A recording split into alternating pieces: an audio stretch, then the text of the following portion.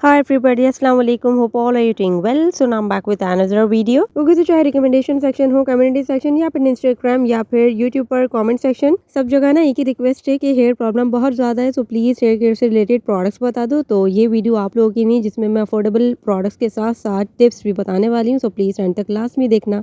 And I know boys भी बहुत question करते हैं हेयर केयर से रिलेटेड, तो ये वीडियो गर्ल्स के साथ साथ बॉयज़ के लिए भी इफेक्टिव है। और यहाँ जो प्रोडक्ट्स दिख रहे हैं ना, इनके अलावा भी और बहुत कुछ बताने वाली हूँ। So let's start the video. Okay so here care routine में सबसे पहला स्टेप होता है मसाजिंग और हेयर ऑयलिंग का। कुछ लोग इसे स्किप कर देते हैं अपनी लेजीनेस की वजह से, और कुछ लोग इफेक्टिव या ज़रूरी नहीं समझते। सबसे पहले आप अपने हेयर्स को कोम करो ताकि टैंगल फ्री हो जाए, देन इस ब्रश की हेल्प से मसाज करो। कुछ लोगों को ये यूजलेस लगता है बट ये बेनिफिशियल है, क्योंकि ये ब्लड सर्कुलेशन को इंक्रीज करता है और डिटेंगल करता है हेयर्स को। ये सिलिकॉन ब्रश है, बालों में नहीं चुभता, रिलैक्सिंग कंफर्टेबल रहता है। ऑयलिंग करने के लिए आपके पास होना चाहिए ऑयल एप्लीकेटर, जो कि दराज और टीमू से मिल जाता है। इसका ये बेनिफिट है कि ये प्रिसाइज अमाउंट में निकलता है और डायरेक्ट बालों की जड़ों में चला जाता है। और जब हम फिंगर की हेल्प से ऑयलिंग करते हैं ना, एक तो ऑयल बहुत ज्यादा लगता है और जड़ों तक तो देर से पहुंचता है। हेयर केयर रूटीन में सबसे पहला स्टेप, जो कि पर्सनली मुझे बहुत हेल्प करता है, हेयर ऑयलिंग का स्टेप है। ट्रस्ट मी, अगर आप लोग हेयर ऑयलिंग नहीं करते ना, तो आपके बाल बहुत जल्द ड्राई, डैमेज, अनहेल्दी हो जाने। ऑयलिंग करना और फिर 10 मिनट तक अच्छे से मसाज करना इसलिए भी इम्पोर्टेंट है क्योंकि मसाज करने से ब्लड सर्कुलेट होता है, इससे हेयर फॉलिकल स्ट्रॉन्ग होते हैं, देन हेयर ग्रोथ भी स्टिमुलेट होती है। क्योंकि जब हेयर फॉलिकल स्ट्रॉन्ग होंगे ना, तो आपके बाल ड्राई होकर टूटेंगे नहीं। इसी वजह से ये स्टेप इंपॉर्टेंट है। तो एटलीस्ट वीक में 2 दफा ऑयलिंग कर लिया करो। यहाँ मेरे पास बेसिक से हेयर ऑयल है, जो कि नॉर्मली घर में इजीली अवेलेबल रहता है। अगर आपके बाल आपको बहुत ज्यादा ड्राई फील होते हैं, तो आप ये टिन फॉर्म में ऑलिव ऑयल से यूज कर लो। इसके अलावा आप सरसों का तेल भी यूज कर सकते हो।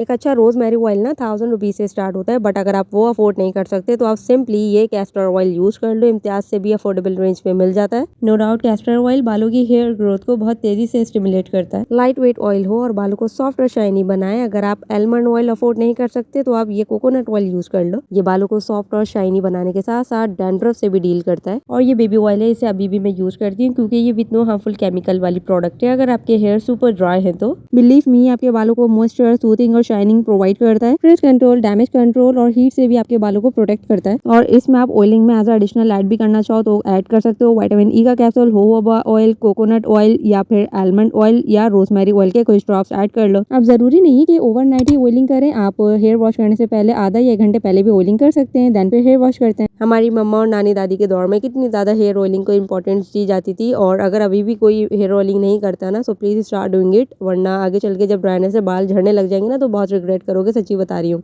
ओके सो ऑयलिंग के बाद नेक्स्ट स्टेप होता है हेयर मास्क, जो कि ऑप्शनल है। अगर आप एक वीक में ऑयलिंग कर रहे हो, तो नेक्स्ट वीक में मास्क अप्लाई करो। इसे भी वीक में 2 दफा यूज कर सकते हैं। हेयर मास्क 2 तरह के होते हैं, DIY हेयर मास्क और रेडीमेड हेयर मास्क। इसी तरह से इनको अप्लाई करने के भी 2 तरीके होते हैं, before shampoo and after shampoo. क्योंकि मेरे ऑयली हेयर्स हैं, तो मैं शैम्पू से पहले इसे यूज करती हूँ। आधा घंटा पहले लगा लो और फिर वॉश कर लो। और अगर आपके ड्राई हेयर्स हैं, तो आप शैम्पू कंडीशनर के बाद इसे अप्लाई करो कंडीशनर की तरह और फिर रिंस कर लो। बिलीव मी, पैंटीन का ये open hair medical oil placement ना bomb.com इतना अच्छा मॉइस्चर प्रोवाइड करता है आपके हेयर्स को। इसके बाद हेयर मास्क की भी कोई जरूरत नहीं है। इंडिया में तो अवेलेबल है, बट पाकिस्तान में अनअवेलेबल है, तो जल्द ही स्टॉक में आएगा। पैंटीन के ऑयल रिप्लेसमेंट बहुत जबरदस्त होते हैं। अगर आप फिर भी इंटरेस्टेड हो हेयर मास्क के, तो मैं इधर नेम मेंशन कर देती हूँ। पर्सनली मुझे ये बहुत पसंद है। आप अपने बजट के अकॉर्डिंग इनमें से कोई सा भी बाय कर सकते हो। बट सच बताऊँ तो हेयर मास्क ऑप्शनल प्रोडक्ट है। पहले इसे कर्ली और ड्राई हेयर टाइप यूज करते थे, बट अब ये ट्रेंड में है, तो इसे हर हेयर टाइप यूज करते हैं। यहाँ ना मुझसे बहुत क्वेश्चन करते हो कि dry, damage, frizzy, hair breakage, hair fall, इन सब की नहीं कोई अच्छा शैम्पू बता दो। तो एक बार जहन में रख लो कि शैम्पू कभी भी इन चीजों के लिए वर्क नहीं करते। शैम्पू सिर्फ क्लेंस का काम करते हैं, दैट्स इट। तो एक मेरे पास डेली शैम्पू है और एक बेबी शैम्पू। शैम्पू आपके हेयर, हेड और स्कैल्प को बहुत अच्छे से नीट एंड क्लीन करता है। तो ये पैंटीन का shampoo damage repair milky variant, बहुत जबरदस्त शैम्पू है ये। एंड द बेस्ट पार्ट इसके ये हाई पीएच नहीं है। जब आप इसे हेयर वॉश करते हो, तभी आपको आपके हेयर सॉफ्ट फील होते हैं। इसके अलावा ना L'Oreal hair on moisture shampoo भी बेस्ट है। और डेली शैम्पू डेली यूज नहीं करना चाहते, तो आप बेबी शैम्पू यूज कर लो। इसके अलावा नेक्सटन का भी यूज कर सकते हो। बेबी शैम्पू में हार्मफुल केमिकल नहीं होते।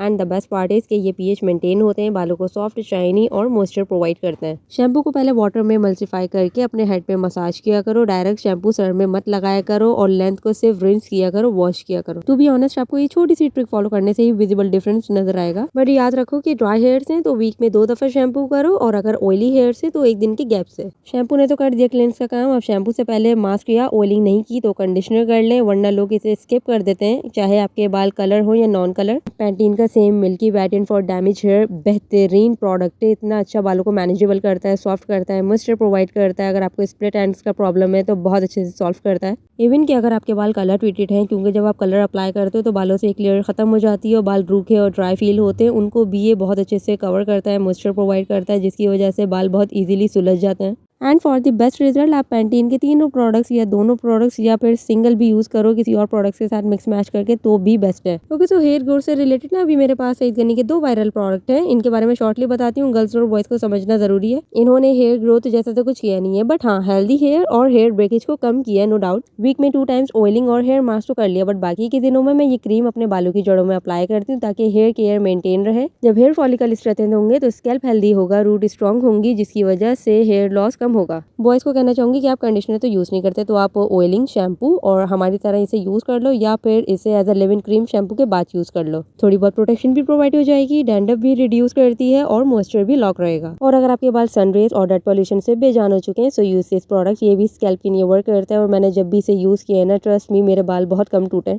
मैं तो इसे शैम्पू करने से 1 घंटा पहले अपने हेयर्स में जड़ों में अच्छी तरह से स्प्रे कर लेती हूँ, देन वॉश इट। और अगर आपको दिन भर में डिहाइड्रेट फील होते हैं स्पेशली बॉयज को, तो वो इस दिन में 2 दफा भी इसे स्प्रे कर सकते हैं, इसका कोई नुकसान नहीं। Okay, so the last one is serum का स्टेप। सीरम भी 2 तरह के होते हैं, एक बालों की जड़ों में इस्तेमाल कर लो और सेकंड जो है वो हेयर लेंथ में यूज कर लो। सीरम आपके हेयर्स को ना चंद ही सेकंड में इतने ज्यादा soft, shiny, silky, smooth, frizz free बना देते हैं, इतने ज्यादा मैनेजेबल हो जाते हैं कि आप फिंगर से ही कोम कर सकते हो। सीरम को आप शैम्पू कंडीशनर के बाद यूज कर लो, या कुछ लोग कंडीशनर स्किप कर देते हैं, सीरम यूज करते हैं, so it's totally up to you. And for curly और ड्राई हेयर्स के लिए तो ये बेस्ट प्रोडक्ट है, क्योंकि ये बालों में सूथिंग प्रोवाइड करके उनको टेंगल फ्री और फ्रिज फ्री बनाता है। इधर मैं लॉलैंड सीरम के अलावा और दूसरे हेयर सीरम के भी नेम ऐड कर देती हूँ ताकि आप लोग अपने बजट के अकॉर्डिंग बाय कर सको। फॉर बॉयज अगर आप भी हेयर सीरम में इंटरेस्टेड हो, स्पेशली हेयर स्टाइलिंग से पहले, तो आप रिवाज का argan oil hair serum use कर लो। हम गर्ल्स तो प्रॉपर रूटीन फॉलो कर लेते हैं, बट बॉयज को इतना आइडिया नहीं होता, तो उनको चाहिए कि ऑयलिंग शैम्पू, हेयर क्रीम या सीरम अप्लाई कर लें, that's it. And specially for the boys दाढ़ी मूछ ब्रांड के कुछ hair care skin care products हैं, जब वो अपने ब्रदर्स को मैं ट्राई करवाऊंगी इंशाल्लाह किसी वीडियो में फीडबैक शेयर कर दूंगी, so stay tuned for that. ये हेयर केयर वीडियो बेसिक थी, नेक्स्ट वीडियो थोड़ी एडवांस होगी, जिसमें essential oils, medicated shampoo, hair mask, advance hair serum, hair mist, hair perfume और हीट प्रोटेक्टर जैसे टॉपिक शेयर होंगे। तो hope you like all the details, all the links in description box. और कुछ रहेगा तो कमेंट सेक्शन में पूछ लेना। यार फ्लू फीवर की वजह से गला वॉइस इतना खराब हुआ था, बट लास्ट 2 डेज से आई फील बेटर, तो मैंने सोचा कि वॉइस रिकॉर्ड कर लूँ।